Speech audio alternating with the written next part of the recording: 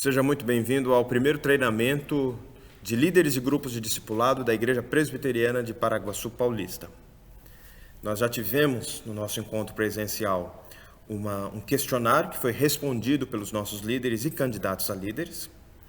Esse questionário não será disponibilizado na internet, mas você que participa como membro da igreja pode ter acesso a ele me procurando quando você achar oportuno. Nós temos bastante cópias para te oferecer. Porém, se você assiste de outro lugar e participa de outro lugar, eventualmente você pode mandar para nós um pedido, até aqui mesmo no YouTube, a gente entra em contato, mas vai ser um contato individualizado. Porque o nosso treinamento a gente oferece nossos assuntos não apenas para os membros da igreja, mas também para todas as pessoas que estão interessadas nesse assunto. Sejam evangélicas, não sejam evangélicas, tanto faz. Se você está interessado em aprender sobre grupos pequenos, grupos familiares, células, grupos de discipulados, embora os nomes possam ser diferentes, boa parte desses lugares que têm esse tipo de atividade tem bases comuns. Bases comuns. A nossa base, ela passa por uma avaliação, por uma diretriz, que é a teologia reformada. Então, tudo que a gente lê de Ralph Neighbour, tudo que a gente lê do Joel Comiskey, tudo que a gente lê de David Shaw, Peter Wagner, qualquer autor que não seja reformado, ainda assim, e a gente lê, sabe o que a gente lê?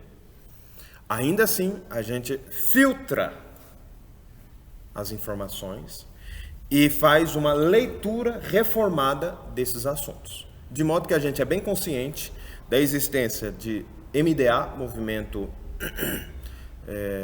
Discipulado Apostólico, é assim que chama? Movimento Discipulado Apostólico. A gente sabe do G12 do Castellanos, acho que no Brasil nunca mais ouvi, não sei se tem influência.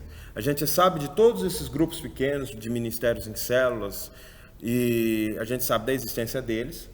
A gente lê, filtra, que é interessante, e transmite filtrado. Por isso que na Igreja Presbiteriana do Brasil os pastores são formados em teologia. Por quê? Para que sejam capazes de ler o que existe e filtrar e passar para suas ovelhas, e passo também para quem não é minha ovelha, passo na internet, mas com filtro reformado já. Então, já vou fazer uma leitura reformada de todas essas coisas. Mas já informo desde já que eu tenho leitura de tudo isso. Se você for, inclusive, no gabinete, que atualmente está aqui embaixo, mas nós vamos botar lá para cima, você vai encontrar o livro do Ralph Neighbour lá. Mas você concorda com tudo que o Ralph Neighbour diz? Não concordo. E acho até difícil alguém que concorde com tudo que qualquer pessoa diga. Mas leio, faço um filtro e informo certas coisas de acordo com a perspectiva reformada. Dito isto, até para que os irmãos também não achem que eu estou tirando o coelho da cartola, ou inventando a roda, ou acham até que eu sou muito inteligente, que faço conclusões bem elaboradas. Não, é tudo fruto de uma leitura e de uma pesquisa, né? E dou os créditos a quem tem crédito. Primeira pergunta que nos é feita é: esse negócio de grupos pequenos, ela não é uma coisa pentecostal e tal? A resposta é não. Primeiro que grupos pequenos, elas nascem na história da igreja muito antes do movimento pentecostal nascer. Muito antes do movimento pentecostal nascer. Segundo, então, historicamente já está desassociado. Não estão associadas as duas ideias. Segundo lugar, igrejas presbiterianas usam grupos pequenos? Sim. Na nossa igreja nós chamamos de grupos de discipulado. Por quê? Por causa do foco. Foco discipulado. Quais igrejas, então, usariam grupos pequenos em seu trabalho? A maior igreja presbiteriana local do Brasil usa. A primeira igreja presbiteriana de Manaus. Acho que ela deve estar em torno de 15 mil membros. 15 mil membros. Outras igrejas que usam grupos pequenos, Igreja Presbiteriana de Pinheiros, que é uma igreja extremamente relevante sob o ponto de vista das missões urbanas e também do trabalho nas mídias sociais. Inclusive tem uma TV no YouTube. Tem grupos pequenos. Igreja Presbiteriana Filadélfia, em Sorocaba, uma grande igreja, tem pequenos grupos também. Quinta Igreja Presbiteriana de Uberlândia, tem pequenos grupos. Pastor, algumas dessas igrejas são assim bem avivadas. Tem umas igrejas mais tradicionais. Para começar, tem a Igreja de Pinheiros, né? Mas uma igreja avivada. Depende do sentido que a gente usa a palavra avivado. Nas igrejas assim que tem um viés um pouco mais conservador, é a Igreja de Pinheiros, a Igreja Presbiteriana Nacional, em Brasília. Tem grupos pequenos. A gente sabe que a Igreja Presbiteriana de Brasília também tem. Até onde eu sei, até onde eu acompanhei, também tem um perfil bastante conservador. Então, tem grupos pequenos e igrejas com perfil mais conservador e com perfil mais, como posso dizer, renovado. Digamos assim, com uma teologia um pouquinho mais contemporânea. Tipo a 8ª Igreja Presbiteriana de Belo Horizonte. Não sei se os irmãos acompanham, mas a 8ª Igreja de Belo Horizonte, que também tem grupos pequenos, até onde eu sei, é uma igreja assim com um culto mais moderno, mais contemporâneo. O pastor não usa terno, quase não tem no congregacional, a liturgia não tem aquela sequência que a gente está assim, mais ou menos acostumado na nossa igreja aqui, em Paraguaçu. Tipo, liturgia, quem viu todos, né? A gente só muda o texto, mas existe aquele sequenciamento. Então, grupos pequenos não são uma invenção, não é uma invenção minha, é uma invenção mais antiga, e eu gostaria de tratar sobre isso agora também. E ela tem sido utilizada com excelentes frutos. Se você me perguntar, grupos pequenos é o principal responsável pelo sucesso da igreja? A minha resposta é não. E minha segunda colocação sobre isso é: o que você entende por sucesso na igreja? O que é uma igreja bem-sucedida? Às vezes, esses conceitos a gente precisa trabalhar e pensar bem sobre eles. Mas vamos lá, aquilo que você veio buscar nessa nossa exposição. Eu gostaria de falar sobre 3 coisas, 3 tópicos. O primeiro tópico é o fundamento bíblico-teológico dos grupos de discipulado. O que a gente chama de grupos de discipulado? Vou responder agora. Abra sua Bíblia em Marcos 14, versículo 12 a 16. Alguns versículos eu só vou mencionar, irmãos. Não vou ler, porque senão a exposição fica muito longa e já são 9h34 da manhã. A gente está aqui desde as 8 horas. Né? Às vezes começa até a cansar, né? Marcos 14, versículos 12 a 16. Esse negócio de grupo pequeno e grupo grande nasceu onde? Não nasceu onde eu vou ler. Mas por que eu vou ler? Porque a pessoa que está praticando isso é uma pessoa importantíssima no cristianismo. Que é quem? O próprio Jesus Cristo. Marcos 14, versículos 12 a 16. Está escrito: E no primeiro dia da festa dos pães asmos, quando se fazia o sacrifício do cordeiro pascal, disseram-lhe seus discípulos: Onde queres que vamos fazer os preparativos para comeres a Páscoa? Irmãos, quem que perguntou para Jesus? Disseram-lhe os seus discípulos. Versículo 13. Então enviou 2 dos seus discípulos, dizendo-lhes: Ide à cidade, e vos sairá ao encontro um homem trazendo um cântaro de água. Segui e dizei ao dono da casa, onde ele entrar, que o mestre pergunta: Onde é o meu aposento no qual hei de comer a Páscoa com os meus discípulos? E ele vos mostrará um espaçoso cenáculo mobiliado, e pronto, ali fazei os preparativos. Saíram, pois, os discípulos, foram à cidade, achando tudo como Jesus lhes tinha dito, e prepararam a Páscoa. Jesus está aqui com um grupo pequeno. Alguns vão chamar de célula, alguns vão chamar de grupo familiar. Grupo familiar acho que não faz muito sentido não, porque eles não eram uma família. O nome do qual eu menos gosto é de grupo familiar. Por quê? Porque fica parecendo que é eu, minha mulher, meus filhos, meu primo, meu tio, meu sobrinho, né? Dá essa ideia. Aí células. Eu gosto do nome células. Eu gosto do nome. Mas eu sei que ele também tem uma carga negativa muito grande por causa de certas distorções. Aí a gente já lembra, células G12, para quem tem a idade para lembrar dessas coisas. Infelizmente, né? Bem ou mal eu tenho, né? Tenho idade para lembrar dessas coisas. Então, lá na Colômbia, César Castellanos, se não me falha a memória, não usava a expressão célula, usava grupos familiares. Aqui no Brasil, ele veio com o nome células. E aqui acabou sendo associado ao G12, que foi rechaçado pela nossa denominação, e não apenas pela nossa denominação, por diversas. Assembleia de Deus, é uma que eu li o documento que repudiava, que dizia que não praticava. Por que não pratica grupos pequenos? Não, porque não pratica grupos pequenos naquele sentido, naquele modelo. Não vou falar sobre o que é isso, você pode pesquisar, acho que o Augusto Nicodemos tem vídeo gravado sobre isso, deve ser antigo, né?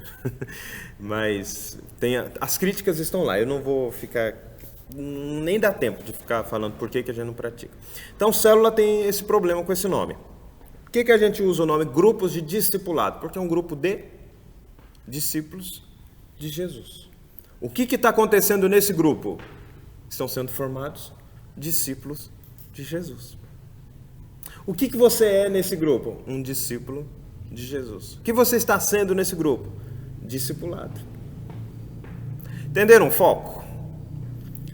É um grupo de ensino e aprendizado? Não. Discipulado a gente não aprende. Tem ensino? Tem, mas não tem só ensino.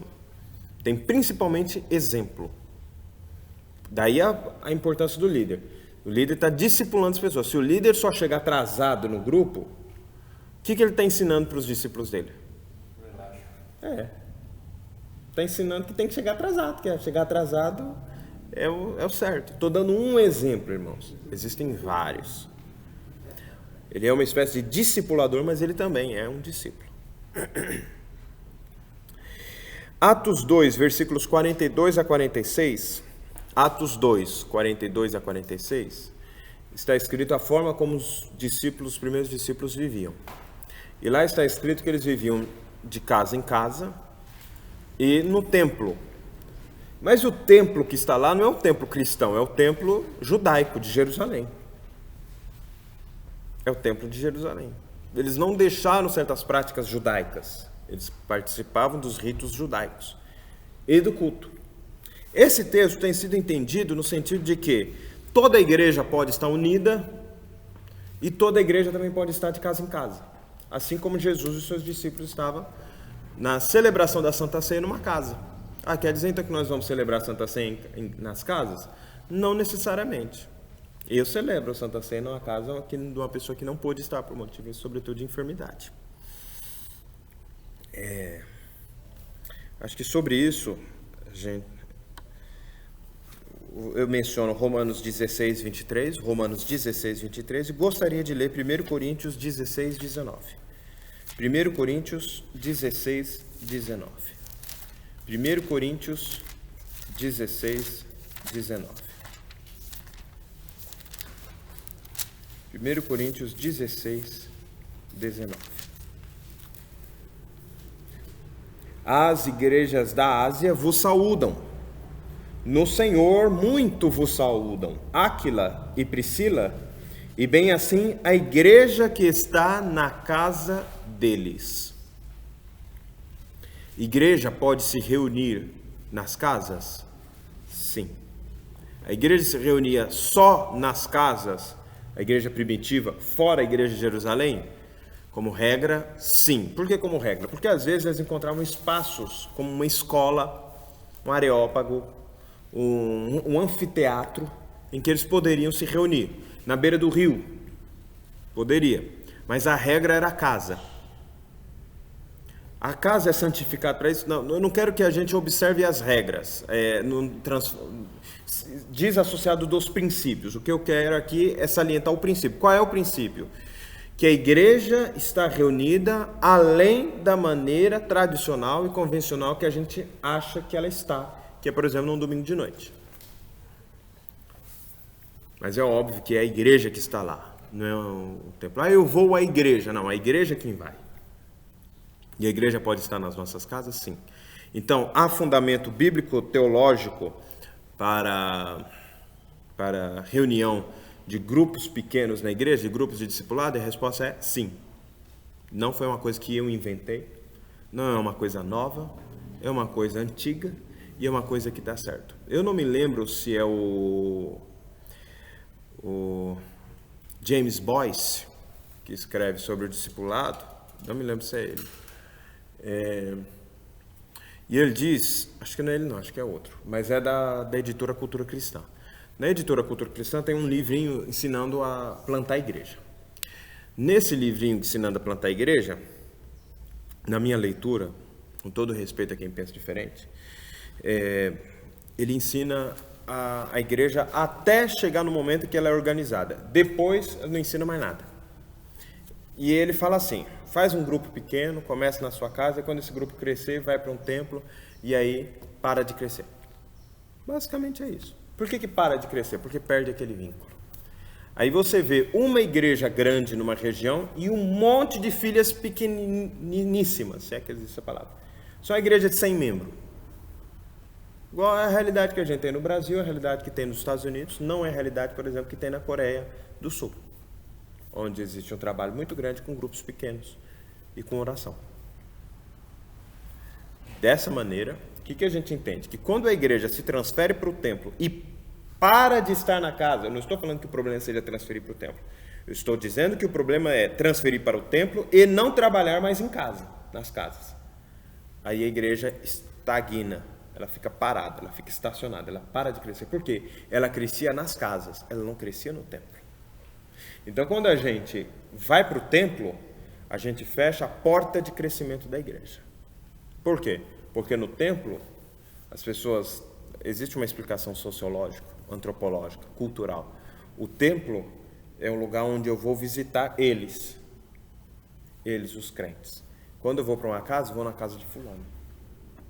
Ela entra um pouco mais desarmada do que quando entra aqui. Eu sei que tem gente que não vem na nossa igreja porque tem vergonha de ser apresentado, de ser chamado na frente. Porque eu já ouvi falar que a igreja pega um visitante, traz lá na frente, para todo mundo falar, seja bem-vindo. E o povo canta e abraça, ele abraça um monte de desconhecidos, e a pessoa tem muita vergonha. Eu respondo o seguinte, eu também tenho, eu odiaria que isso acontecesse comigo. Eu menciono que eu já fui a uma igreja presbiteriana em que eu cheguei atrasado, já começa assim, né? Para abrir a porta, eu não encontrei a porta, porque a porta não estava na frente do templo, então eu andei o templo todinho, atrás da porta do salão de culto. Quando eu encontrei a porta do salão do culto, ela estava fechada, eu tive que abrir. Quando ela abre rangendo a porta. Todo mundo que estava na igreja olhou para mim, né? Aí, e o pregador parou de pregar para olhar para mim, o dirigente também. Aí eu sentei. Aí depois, o pregador não, que era convidado, mas o liturgista pediu para ficar em pé, dizer quem que eu era, de onde que eu era, me senti numa entrevista de emprego, né? As pessoas acham que vão para a igreja e vão passar por isso, então elas têm medo, têm vergonha. Outras pensam que vai passar por uma fila de sal e o demônio vai pegar e tal. Tem gente que fala assim, eu não gosto de ir à igreja porque lá tem demônio. Eu pensei, mas tem demônio na igreja? Né?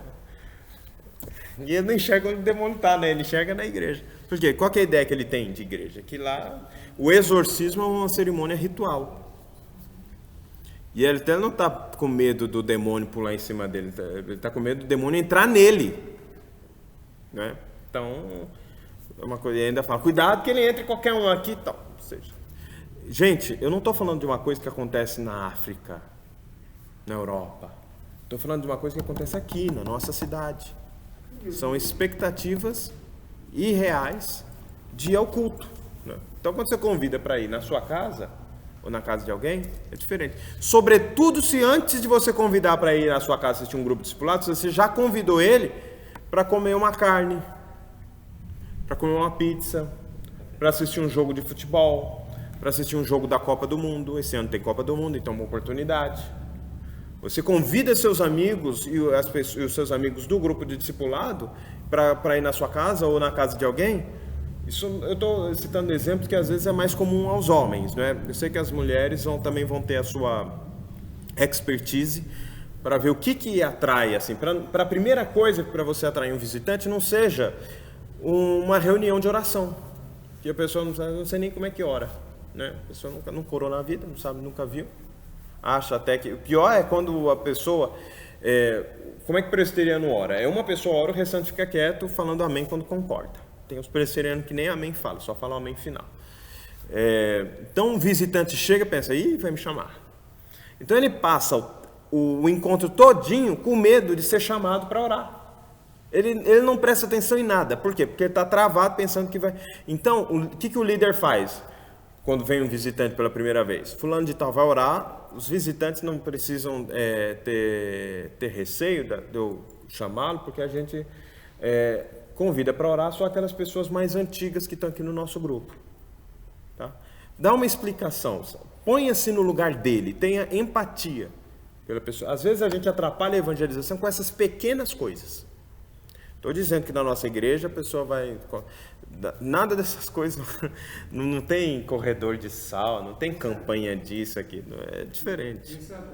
Eu acho que as duas coisas existem, é meio complicado, né? Porque eu já ouvi pessoas... Depois eu vou repetir. Eu fui na igreja e ninguém me percebeu lá. Quer dizer, eu não fui apresentado, né? Eu só quis dizer isso. Certo. Né? Uma vez eu fui na praia, eu estava lá na Ilha Comprida, lá. E à noite fomos procurar uma igreja, achamos, uma igreja presbiteriana na beira da praia. Certo. Aí entramos na igreja. Que bênção. Fomos para a igreja à noite. Chegamos lá na igreja, a primeira coisa que o diácono lá na porta perguntou foi isso: o senhor gostaria de ser apresentado? O pastor pode apresentar o senhor para a igreja ou o senhor não quer? Perguntar isso, quer dizer... É um jeito então, inteligente também. Visitante, muita vontade, sabe? Eu falei, nossa, que coisa, eu não sabia disso. Os diabos perguntaram isso na porta da igreja. O pastor falou, o senhor quer, a gente pode dar o seu nome para o pastor? Certo. E se o senhor se apresentar? Certo. Né?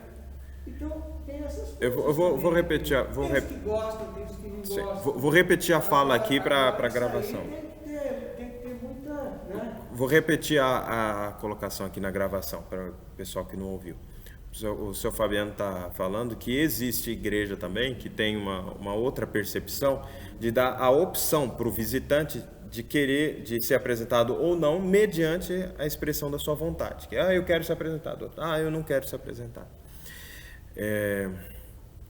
Eu, particularmente, acho que, na minha opinião, que não tem que apresentar ninguém. Por quê? Porque quem vai querer ser apresentado é crente. E o nosso foco não é crente. Eu sei que... pastor, é bom a igreja crescer por transferência também. Claro que é. Eu sei que é óbvio que é. E, aliás, a nossa igreja cresce mais por transferência até, né? Ela não cresce tanto por conversão. Graças a Deus ela cresce por conversão. A nossa igreja aqui é uma bênção de Deus. Mas ela cresce também até mais por transferência. Só que eu entendo que o crente vai compreender, ele é mais capaz de compreender o fato dele não ser apresentado do que o não crente compreender o fato de eu perguntar isso porque a gente lida com tudo quanto é tipo de pessoa. E às vezes ele já está lá, por exemplo, tem adolescente que você cumprimenta, ele não responde. E se você insistir, ele vai cair duro na tua frente de uma crise de ansiedade pelo fato de ter que cumprimentar um estranho. Então, pensando também nessa, eu sei por quê, porque eu cumprimento o pessoal no fundo da igreja, aí eu vou dar as boas-vindas para a pessoa fica morrendo de vergonha. Então, pensando nisso, eu sei assim que os irmãos mesmo da igreja, assim, presbiteriano mais antigo, gente assim, mais desinibida, vou chamar assim, mais desinibida, não vai ter problema nenhum em ficar em pé para ser apresentado. Às vezes até ser questionado, de onde você vem? Você é presbiteriano também e tal. Não. Essa conversa para algumas pessoas não tem problema. Mas para a maioria tem. E aí por causa dessa maioria a gente pede para aquele que não acompanha, que eu sei que tem mais maturidade para entender, do que para pedir, por exemplo, para um adolescente perguntar, escuta, você quer ser apresentado? O menino congela, já acabou. O culto já acabou para ele. Aqueles 12, 13 anos que tem vergonha do cabelo, tem vergonha do nariz, tem vergonha do sapato, tem vergonha de tudo. Não é? Tem vergonha de dizer bom dia. Fala bom dia, leva um susto, né? Então, por causa dessas pessoas, mas a gente tem uma equipe na nossa igreja de pessoas para receber os visitantes. Então, elas apontam o lugar onde senta, onde fica o banheiro, se tem criança, onde fica o fraldário. Graças a Deus a gente tem tudo isso aqui na igreja. Onde que as crianças vão ficar. A gente assim recebe, conversa depois no final do culto também. Ela não chega e sai desapercebida. Mas o que ela não tem é uma participação de, no meio do culto, dizer quem que ela é, de onde é que ela vem, o que ela faz da vida. Até porque, irmãos, se chega, por exemplo, um andarilho, mendigo, e uma pessoa bem vestida com cara de presbiteriano, e o pastor começa a conversar com o presbiteriano, com a cara de presbiteriano, e para o mendigo não dá bola, só fala o nome? Né? Será que o mendigo não tem alma? Será que ele não pode estar no céu? Porque o rico e o Lázaro, a parábola de Jesus, o rico e o Lázaro, é uma advertência muito grande para nós, sempre. Então a gente fica pensando, será que eu estou sendo... Essa abordagem é uma abordagem cristã? E eu estou falando por quê? Porque eu já passei por isso. Eu fui apresentado como visitante, não era um mendigo, mas eu fui apresentado como visitante e perto de mim estava outro que era parente de alguém conhecido, ou do presbítero ou do pastor que estava dirigindo o culto, e com ele rolou o maior papo. E comigo, ele só voltou a falar comigo depois para dizer, pode sentar. Porque eu fiquei esperando o papo, né? Até pensei, nossa, pastor diferente, né? Ele quer botar o assunto em dia no meio do culto. Então, fulano de tal, você conheceu tal. Ou seja, toda aquela receptividade para um e toda aquela falta de recepção para o outro. Então, a gente leva todas essas coisas para colocar. Eu sei que tem gente que não tem nenhum problema com isso, porque é desinibido e tal. Mas eu sei que existem pessoas que têm dificuldades. E ele quer chegar na igreja, ele quer ser acolhido, mas ele não quer ser envergonhado. Ele quer ser notado, mas ele não quer um holofote em cima dele, mas ele quer ser notado. Então a gente tenta trabalhar todas essas coisas. Onde que ele vai ser notado, querido e abraçado? No grupo pequeno. Mas aí você já explica, olha, você não é obrigado a participar, você não é obrigado a responder, mas se você quiser participar, você está convidado. Se você quiser falar, você está convidado. Você não é obrigado você não vai ser constrangido a orar em público. Você pega, por exemplo, um pentecostal que está visitando um grupo que ele ora com a igreja, todo mundo gritando ao mesmo tempo. Você mata ele quando você fala, agora você vai orar, e põe o microfone na mão dele. E está todo mundo calado te ouvindo. Porque lá no meio do pessoal orando, gritando ao mesmo tempo, ninguém está prestando atenção em ninguém. Né? Às vezes nem na pessoa que está conduzindo a oração, cuja responsabilidade única é dizer amém, para o pessoal saber que acabou. Tanto que a palavra amém, numa oração pentecostal, tem o sentido de acabou. Chega. É a deixa, o pessoal sabe como funciona. Então ele não presta atenção. Aí você vai receber um visitante, presta atenção. Mas ele é crente há muito tempo. Aí você pede para ele orar, você tem que saber se ele é pentecostal, porque se ele for, possivelmente pode ser a primeira oração em público que ele vai orar na vida e as pessoas vão ouvir. E aí ele já ficou com vergonha. Já porque não está acostumado com isso. Agora você pega o presbiteriano, não. Ele já sabe que todo mundo vai prestar atenção. Tem gente, inclusive, que fala, pastor, eu não gosto de orar porque vão notar o seu português. Claro que vão notar o seu português. Você vai orar em português? A não ser que não é para orar em inglês, em francês, japonês. Entende? Mas vão ficar me criticando. A oração não é para o outro, a oração é para Deus. Se o Castro Alves orasse e o mendigo andrajoso, para usar a expressão de Tiago na carta, orasse, ia ser diferente? Claro que ia. Mas um seria mais oração do que a outra? Não. Irmãos, dito isto, qual que é o papel do líder? Qual que é o papel do líder? Vamos lá. Me ajuda aí, para a gente não ficar... Multiplicar o quê? O ensinamento e as pessoas. Multiplicar o ensinamento, multiplicar as pessoas? Quais pessoas? Membro do grupo, né? Tá. O que mais? Qual que é o papel do líder? Quando eu falo, você não quer liderar um grupo discipulado? O que a pessoa pensa? Que a tarefa dele vai ser qual?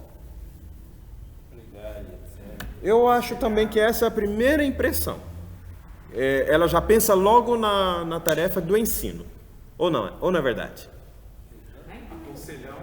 Da reunião do grupo, em si, do reunião do grupo em si. Ele vai chegar com uma bucha lá, um problema cavernoso que você nunca viu na vida e vai falar, resolve! E você, meu Deus! Eu creio que uma das responsabilidades do líder é acolher as pessoas que chegam. Certo? Acolher os visitantes, sobretudo visitantes. E aí você tem até uma conversinha e depois dá para deixá-lo à vontade. Esse é o papel. Beleza, continue. Ou formar outros líderes também. Formar outros líderes. Agora. Ser líder dentro do grupo. Dentro do grupo é muito difícil encontrar um que quer ser líder. Por quê? Talvez a responsabilidade ou falha no manejo, no meu caso, seria a internet. Acabar com medo de quem está no Não meio. sabem, você sabe disso. Mas e nos grupos presenciais? Porque, apesar de que eu acho o seguinte, como é que a gente resolve isso? O líder do grupo não precisa ser a pessoa que vai ser responsabilizada pela ligação e tal, porque não tem afinidade. Pode ser outra pessoa? Pode. O líder pode dividir as tarefas? Deve. Tem que formar o líder. Exato. Se o líder fizer tudo sozinho, ele não é um líder, ele é o faz tudo. O que é liderança? É fazer as coisas por meio de outras pessoas. Se você faz tudo sozinho, você não é um líder. Você é um chefe, mas não é um líder. Qual a diferença entre chefe e líder? É essa. Eu vejo o papel do líder no Dentre outras. de conduzir Conduzir. a reunião. Irmãos, tudo isso é papel do líder, de fato. Receber visitante, conduzir a reunião, aconselhar naquilo que está de acordo com as suas capacidades. Aconselhar daquilo que você sabe, não, daquilo que a Bíblia diz, mas muito cuidado. Por isso a gente está no nosso questionário. Tem que ler a Bíblia todo dia. Você tem que ter familiaridade com a Bíblia. Familiaridade com a Bíblia. E mais, você tem que ter cuidado com uma visão única das coisas. O pessoal fala, vou aprender aqui a aconselhar. Vou ler aqui o livro do Jay Adams, Conselheiro Capaz. Aí o Jay Adams ensina que você tem que, no lombo do aconselhado, apontar todos os pecados dele e falar, se converta, pecador. Praticamente isso. Em seguida, ele mostra como que essa conversão acontece. Essa é uma abordagem. Eu acho que se você só tiver essa abordagem, o seu caminho vai ser um caminho muito triste, muito difícil. Você tem que confrontar o pecado? Tem. Mas será que toda hora, todo momento é momento de confrontar o pecado? Não. Eu entendo que existe um momento... pastor, mas eu sou assim, eu estou vendo que está errado, eu falo logo. Jesus não era assim. Quando ele pregou para a mulher no poço de Jacó, samaritana, foi ela que confrontou-se com o seu pecado, não ele.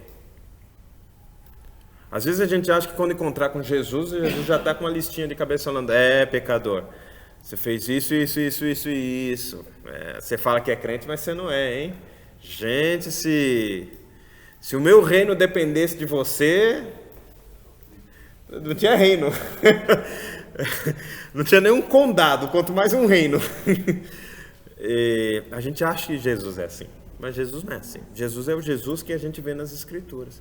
Mas ele falou para a mulher cananeia. Olha o contexto, olha para quem ele fala. Olha a forma como acontece. É diferente. Às vezes a gente chega com confronto quando a gente tem que chegar primeiro com a graça. Porque a pessoa já está confrontada consigo. É claro que você tem os Natãs e Davis da vida, né? Que você conta a história e tal. Vai estar lá para confrontar mesmo. Ou os profetas Amós, Jeremias e tal. Mas você tem que ler no contexto. Tem que ler no contexto. Será que a melhor abordagem, aquela abordagem funcionava naquele contexto? Será que vai funcionar legal no seu grupo? Você, por exemplo, confrontar o pecado de alguém com todo o seu grupo de discipulado assistindo? Né? Então, Existem momentos, ocasiões, circunstâncias que precisam. E mais, uma coisa é você falar qual que é o pecado da pessoa, outra coisa é você levar essa pessoa a enxergar por si só qual é o pecado. Muito mais poderoso, muito mais eficaz. E tem coisa que não é pecado. Você fala, o que eu faço? Eu estou angustiado porque estou desempregado. É pecado estar desempregado. Não é. Esse negócio de todo problema é pecado também não resolve. Ou porque você pecou, por isso você está desempregado. A não sei que a pessoa tenha essa mentalidade, né? Porque você pecou, você está desempregado. Às vezes até tá mesmo, roubou lá. mas nem sempre. Ou quase nunca é fruto de um pecado específico. Uma pessoa fofoqueira, é claro, no trabalho vai ser de um pecado específico. Ela tem que corrigir a vida dela de fofoqueira? Tem que corrigir. Mas a melhor hora, você sabe que a pessoa é fofoqueira, está lá no grupo discipulado, aí você fala, eu queria saber o que os irmãos acham, porque eu estou com dificuldade de achar emprego. A sua língua está coçando, fala, para de fazer fofoca que você fica no emprego. Isso é que vem na sua mente, né? Por exemplo, não estou falando que... não estou nem falando que eu já tenha visto isso. Estou criando uma situação hipotética. Às vezes a pessoa acha, não está falando de fulano. Não é isso não, é uma situação hipotética que eu estou criando. Aí você está com vontade de dizer isso. Mas aquele é o momento, aquela é a hora. Então o líder, claro, o líder tem que ter esse discernimento. Precisa ter, pastor, eu não quero ser líder porque eu não tenho discernimento. Não é muito melhor você construir discernimento? Como é que você constrói uma boa liderança? É acertando ou errando? E, infelizmente, é errando. Quem é a pessoa que nunca tenta nada? Aquela que tem medo de errar. Eu sou funcionário... não faz nada. Eu sou funcionário público e do meu serviço... Aqui na igreja não tem estagiário, mas lá no meu serviço tem estagiário. Uma das primeiras coisas que eu falo para o estagiário que vai me ajudar é a seguinte, não tenha medo de errar. Porque senão você fica paralisado. Eu prefiro que você erre e acerte, mas faça, tenha proatividade, do que você ter, por medo de errar, não fazer nada, ficar plantado lá e não faz nem o que te manda. Ou faz devagarzinho para não te mandar fazer outra coisa. Você está morrendo de medo de errar. Eu tive uma estagiária que eu tive que treinar, que é a Camila. Ela morria de medo, eu falei, você não tem entendendo. Você nem confiança no que você sabe, vai fazendo, tudo dá para ser bonito. E essa é uma expectativa que eu tenho a meu respeito, uma preocupação que é a seguinte, às vezes faltam líderes na nossa igreja porque pode ser que esteja dando uma impressão que o líder tem que ser infalível. Mas eu já não sou infalível. Ninguém é. Tem que tirar da cabeça a possibilidade de ser. Porque às vezes a pessoa fala, o pastor é infalível, o líder fulano é infalível. Não, nós não somos, nós erramos, eu errei quantas vezes? Na própria liderança de grupos de discipulado, quantas vezes a gente põe o grupo na mão de gente que vai fazer um trabalho ruim, né? E depois arrebenta com o trabalho, às vezes arrebenta com as vidas que estavam lá, destrói vidas. Eu errei. Daí, nesse aspecto aí, pastor, aí o senhor deve tomar uma decisão, porque se o senhor vê que a pessoa... Não vou citar exemplo aqui, não vou citar não, mas se eu falar aqui, todo mundo vai saber quem é. Sobretudo que eu estou na internet. Se é uma pessoa nova na igreja, amigos e etc. E, tal, e se propõe a se tornar membro da nossa igreja. A primeira coisa que essa pessoa vai fazer é, então você vai no meu grupo. Ora, dá licença, vê onde é que a pessoa mora, vê que o grupo está mais perto, etc. Respeite os outros, não há esse respeito. Tá, então vamos tratar desse assunto aqui para já explicar na minha exposição. O objetivo do grupo não é uma concorrência competitiva sobre qual grupo é maior. Amém. Segundo, existem grupos que você tá vendo que a pessoa não tem o perfil do seu grupo, mas tem o perfil do Cidinho. Ao invés de você falar, vem para o meu grupo, você não quer entrar no grupo do Cidinho? Eu sou líder também, você fica à vontade de entrar no meu. Mas é que eu vejo que você tem um perfil do pessoal que está lá com o Cidinho. Você vê que tem um pessoal, tem um perfil que está lá com o seu Ari. Ou às vezes é um rapazinho novo e tal, é melhor ir para um grupo de jovens. Entende? E por aí vai. Isso é importante, esse companheirismo é muito importante. Por quê? que agora eu vou dar. Qual que é o papel principal do líder? É aquilo que eu escrevi em Timóteo. Escrevi, o apóstolo Paulo. Aquilo que Paulo escreveu, eu escrevi no papel aqui. Que Paulo escreveu a Timóteo, a segunda carta, capítulo 2, versículo 2. Vou ler, vocês têm que gravar, vocês têm que escrever, isso tem que botar um círculo aí no versículo. Marca na sua Bíblia. O que da minha parte ouvistes através de muitas testemunhas, isso mesmo transmite a homens fiéis, também idôneos, para instruir a outros. Vou repetir. Paulo está falando com Timóteo. Timóteo, o que você ouviu de mim, você vai instruir a outros, que por sua vez instruirão outros. O conhecimento ele não é para ficar restrito a uma geração, ele tem que perdurar. 2 Timóteo 2:2. É tudo 2. 2:2. 2 Timóteo 2:2. Ficou fácil ou não ficou fácil decorar, gente? Né? É sobrevivência da igreja. É a sobrevivência da igreja. O pessoal fala, mas Deus não vai deixar a igreja morrer por falta de conexão intergeracional. Ou seja, mais velho com mais novo e o meu filho ser o membro da igreja do futuro e meu neto ser o membro da igreja do futuro. Irmãos, a Europa falhou miseravelmente nisso. A igreja na Europa só tem gente idosa. Pastor, que você tem alguma coisa contra idoso? De jeito nenhum. Boa parte da nossa igreja aqui em Paraguaçu é de gente idosa. E idoso que não está aposentado, até porque no reino de Deus ninguém aposenta. Eu estou muito feliz, porque na IPB agora não tem mais jubilação compulsória. Então eu vou até onde eu aguentar. Vou até onde me aguentarem. Você vai falar, tem um marca-passo aí para se lembrar da sua mortalidade. Tem mesmo. Mas eu não sei o dia de amanhã, vai que eu chego aos 90, aos 100, né? Então não sei, às vezes eu chego, né? Às vezes o próximo marca-passo vai ser ainda melhor do que eu já estou, que já era melhor do que meu avô usou. Meu avô usou marca-passo. E agora eu estou usando. E espero que meu filho nem meu neto use. E se usar, paciência. As ciências médicas estão aí para nos ajudar a ter uma vida mais longa e de qualidade. Por que não usar? Né? Por que não usar? Medo da faca. Também tem, mas fazer o quê? O que a gente faz? Né? Ficar cutucando lá com bisturi em você, depois te costurando feito. Apesar que não costura mais desse jeito. De outro jeito científico, tecnológico, um negócio bonito. O pessoal olhar e falar, nossa, que cicatriz bonita. Fala, para você, para mim não. Então, irmãos, qual que é a função principal do líder de grupo de discipulado? Treinar outro líder. É o seu principal papel. Se você receber bem visitante, você pode receber bem visitante. Você pode ser receptivo, você pode ter o dom do ensino, você pode ser tudo. Se você não treinou outro líder, você falhou na sua atividade. Mesmo que a pessoa não queira. Mesmo que a pessoa não queira. Porque a falha nem sempre é culpa do outro. Às vezes é culpa nossa, mas às vezes também é culpa do outro. Mas a falha aconteceu? Aconteceu. Eu falhei em reproduzir. Falhei no meu encorajamento, eu falhei na minha motivação, eu falhei no recrutamento. Falhei. Mas onde que eu posso tirar? Às vezes a liderança está onde a gente não está enxergando.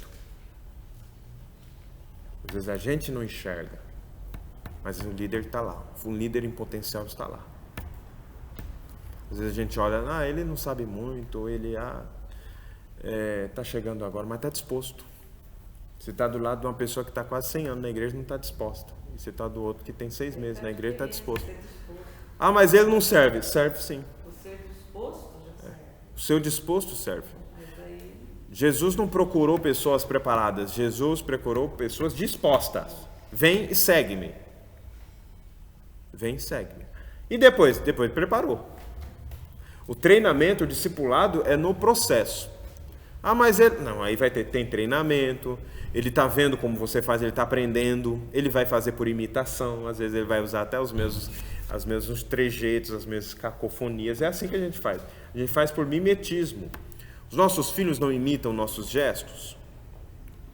Por quê? Porque a forma de aprendizado do ser humano é imitação. É imitação. Por isso a gente precisa ter bons modelos. Porque a gente imita os modelos. Se a gente tiver modelos ruins, a gente vai imitar os modelos ruins. Né? Eu tenho meus modelos, você tem os seus, por aí vai. Qual que é o seu papel principal? Treinar seu auxiliar. Para quê? Para multiplicar seu grupo.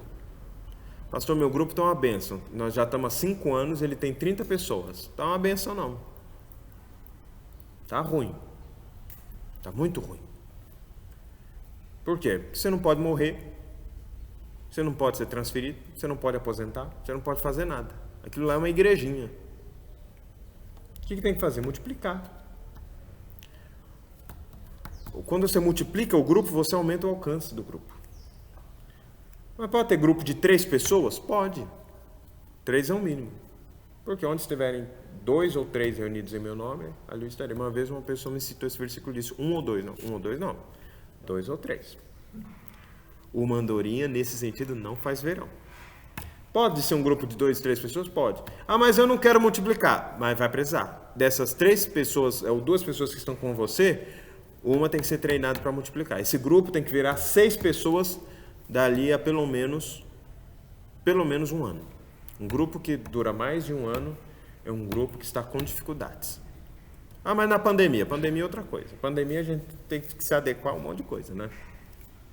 Mas fora da pandemia, já é assim? Então não, está errado. O grupo tem que multiplicar. Por que o grupo tem que multiplicar? Porque quando você multiplica, você está instruindo a outros homens fiéis que por sua vez instruirão a outros. Se a igreja de Jesus não multiplicasse, ela não chegaria até nós. Ela chegou até nós porque ela multiplicou. E ela não pode parar em nós. Às vezes a gente se enxerga como um campo missionário. A gente tem que parar de se enxergar como campo missionário e a gente tem que começar a se enxergar como missionários.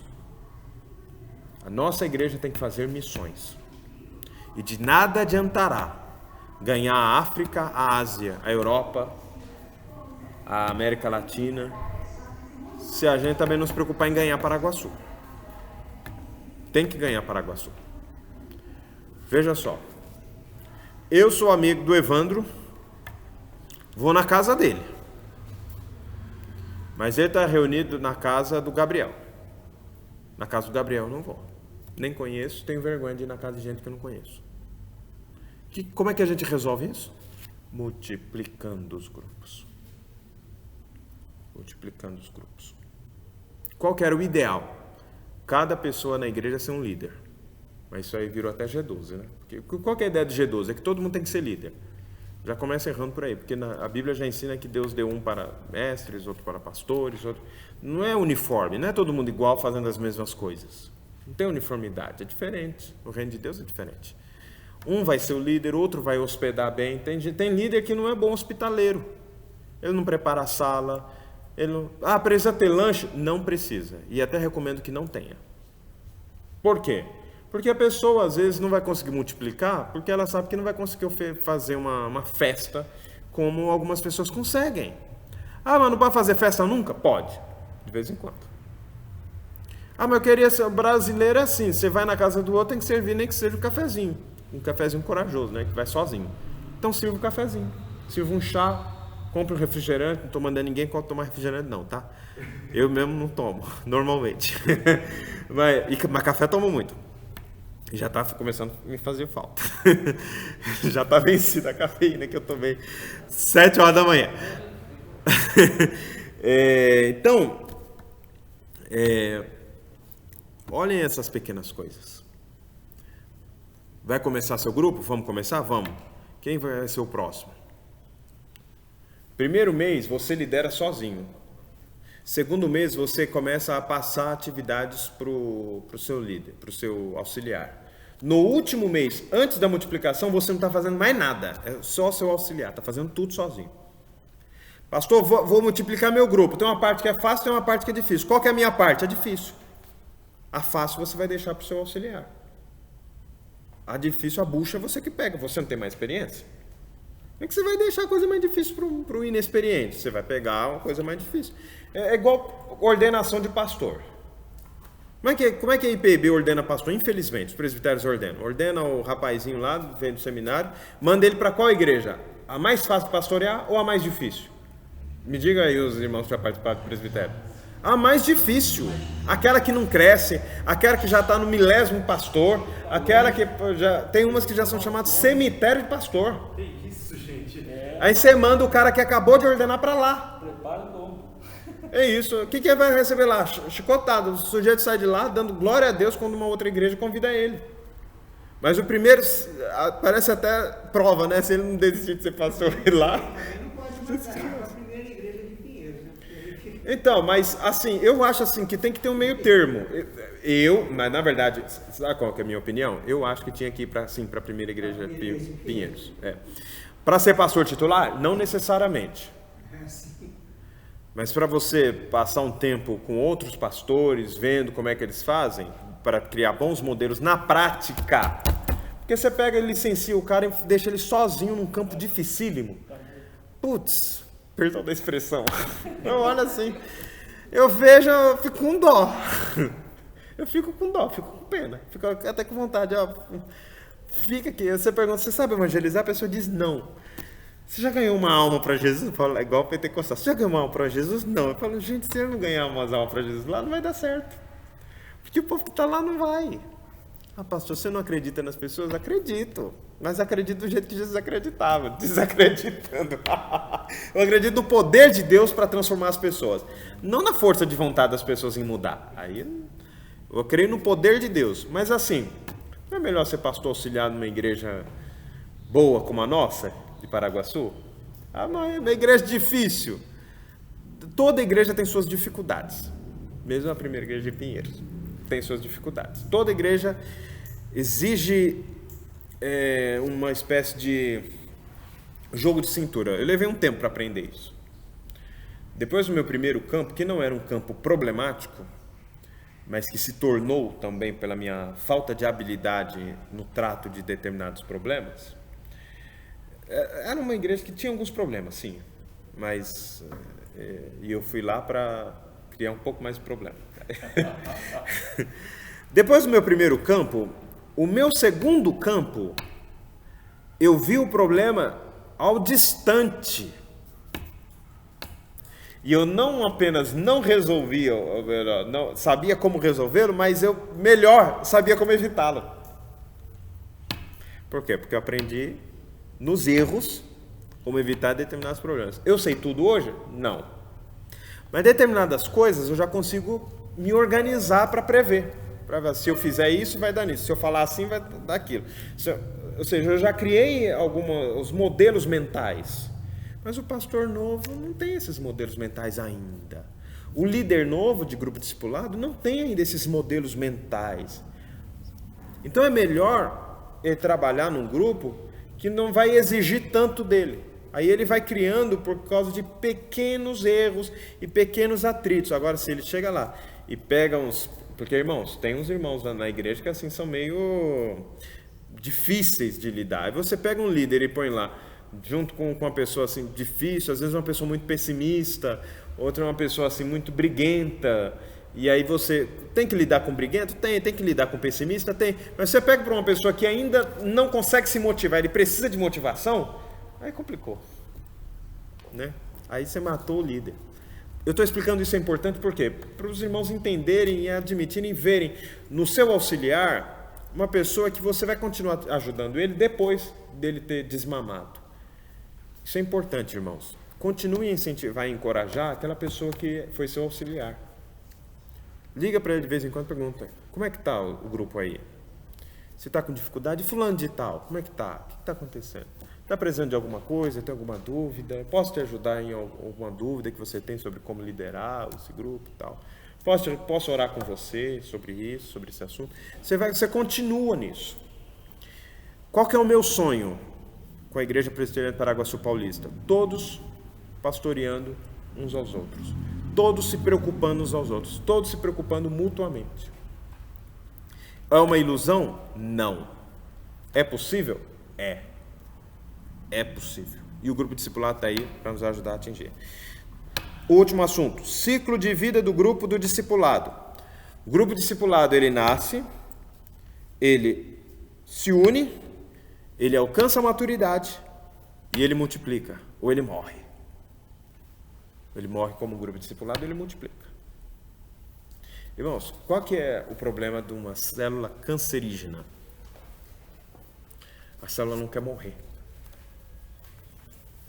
E morrer faz parte. Morrer faz parte. Aquele grupo, naquela configuração, precisa morrer um dia, para que nasçam 2. A grande questão é, o que é mais importante? É aquele momento prazeroso que você tem, com seus amigos, com seus irmãos, aí você pensa, nossa, eu vou multiplicar, aí fulano vai sair, Beltrano vai sair, mas é tão gostosa essa reunião com eles. Irmãos, eu estou ouvindo isso aqui na nossa igreja, faz quanto tempo? Desde o início.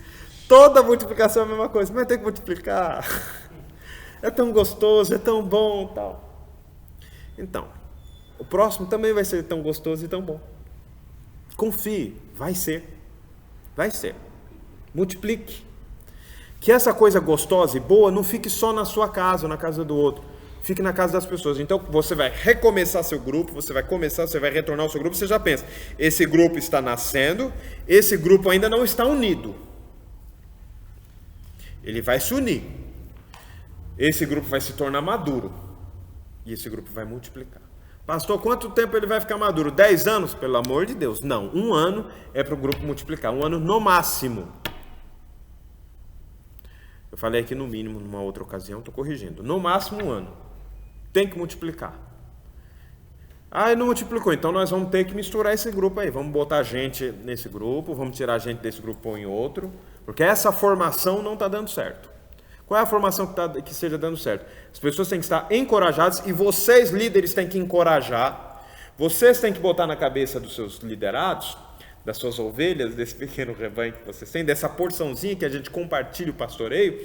Vocês têm que se responsabilizar de ensinar para eles que multiplicar é bom. Mas não é bom porque é bom para eles, é bom porque é bom para o reino. É a vontade de Deus que cresça. Em Antioquia estava lá Paulo, Barnabé, estava a equipe pastoral dos sonhos. E aí o Espírito Santo fala, não, essa igreja está muito boa, vou repartir esse negócio, vai um para cá, outro para cá, outro para cá, outro para cá, nós vamos multiplicar esse negócio. Não é para ficar bom só na Antioquia, é para ficar bom na Cesareia, em Tessalônica, em Filipos, em Atenas, em Corinto, na Espanha, em Roma, e por aí vai. Não é para ficar bom só na sua casa, é para ficar bom na sua casa, na minha casa, na casa de fulano, na casa de Beltrano, é para multiplicar. Ah, pastor, você está querendo encher a igreja. Claro que eu estou querendo encher a igreja. E eu não estou só querendo encher a igreja, não, eu quero encher o céu. É o céu que eu quero ver cheio. E se o crente não enxerga assim, eu acho que ele não está entendendo o caráter dessas boas novas. A gente que está trazendo as boas novas do Evangelho, nós somos como aqueles arautos que chega lá e fala para um monte de escravo, acorrentado, preso, apanhando todo dia, sendo tratado como coisa e não como pessoa. Você chega nos escravos e você fala, a lei áurea foi proclamada, os seus grilhões já não estão mais funcionando, abram-se os grilhões, quebrem-se os ferrolhos, quebrem-se os cadeados, vocês são livres. É isso que nós estamos fazendo. Nós estamos proclamando o dia da libertação. Os anjos gostariam de fazer isso, mas eles deram essa autoridade para nós. O Senhor nos deu essa autoridade para nós. Então, é algo que a gente tem que espalhar. Eu não posso ficar só com um grupo de ex-escravos libertos aqui e ignorar que os outros já foram libertos. Ah, pastor, eles não foram libertos ainda porque... Irmãos, a gente não sabe quem são os predestinados. A gente fica com aquele negócio, eu não sei quem que é predestinado, então eu não vou falar nada. Não, se você não sabe quem é predestinado, então aí que você tem que falar. E tem que falar para todo mundo, que você não sabe quem que é, não está escrito na testa. Eu já evangelizei gente, irmãos, que eu pensei, esse aí não vai. E foi. E já evangelizei gente que eu pensei, esse aí é predestinado. E não era, não foi. Quem eu achava que não ia foi, quem eu achava que ia não foi. Tudo invertido, porque eu olho como olha o homem. Deus vê o coração. Lembra do profeta Samuel ungindo Davi? Ele fala, é esse aí. Não é esse? Então deve ser esse aí, que não é tanto, mas tá ali. Não, né? Mas chega no último falando, mas nem esse. Não, nem ele. Então quem que é? É um adolescente que está pastando. Nem chamei. Porque aquele lá não serve para nada, não. É só um pastor de ovelhas, não é um soldado, um guerreiro. O Israel precisa de um guerreiro. Israel é um país em guerra. Israel não precisa de um diplomata. Israel precisa de um guerreiro. Aí Deus vai lá e fala, não, eu quero um pastor, eu quero um diplomata, eu quero um pastor. Mas é interessante que ele transformou o diplomata no guerreiro, né? Porque é Deus quem capacita, Deus quem transforma, Deus que faz a obra. Então, quando pergunta que não foi feita, mas você tem que estar pensando, quando que eu começo a passar o bastão para o meu auxiliar, a botar o meu auxiliar para dirigir? Na maturidade. Não põe antes. Não põe no nascimento, vamos formar o grupo, eu sou o chefe, você é o vice. Eu sou o líder, você é o auxiliar. Você vai multiplicar e você no futuro vai liderar um grupo. Você mata o sujeito. Ele não vai querer. E ele vai se fechar para isso. E você também vai fechar seu olho para outras possibilidades. Então, primeiro nasce. Segundo, deixa o pessoal se unir, deixa o pessoal se entrosar. Mas vai unir e depois vai desentrosar tudo. Não tem problema.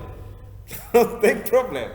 Depois você faz uma vez por ano um grupão de todos os grupos que já foi na sua casa, você reúne todo mundo, você faz uma grande festa para reunir e ver o pessoal. Interpreta isso aí de acordo com as normas de restrição por causa da pandemia. Não vai parecer que o pastor está enlouquecendo, vai estar mandando para você reunir. Aplica de acordo com as circunstâncias fáticas, tá bom? Quando multiplicar vai ser uma grande festa. Quanto você terá atingido o seu objetivo como líder? Quando você multiplicar. Até lá você atingiu?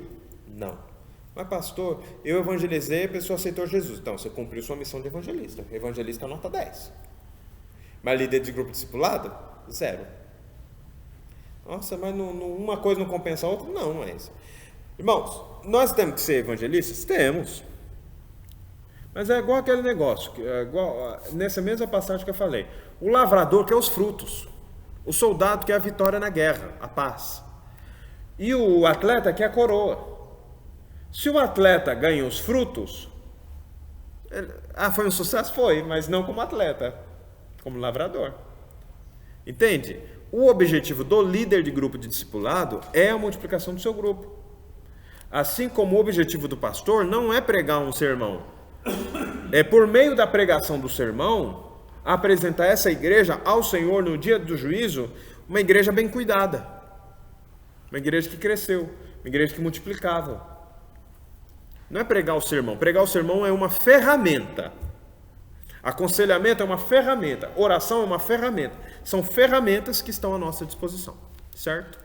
Dito isto, meus irmãos, nós vamos encerrar nossa instrução e vamos passar ao planejamento, que é a parte final do nosso encontro, só para dizer quem fica onde, quem fica com quem e quem fica como. Tá bom? Mas vamos fazer mais uma oração, até para despedir do pessoal que ficou conosco pela internet. Senhor Deus, nós te agradecemos esse encontro, nós te agradecemos a vida de cada um dos irmãos que se dispôs a estar nessa reunião, nesse treinamento. Nós pedimos que tu continues a abençoar a tua igreja, continue a abençoar teu povo e fazer com que haja um grande crescimento na tua igreja. No nome de Jesus. Amém. Amém, meus irmãos. Então estamos encerrados na internet o nosso treinamento.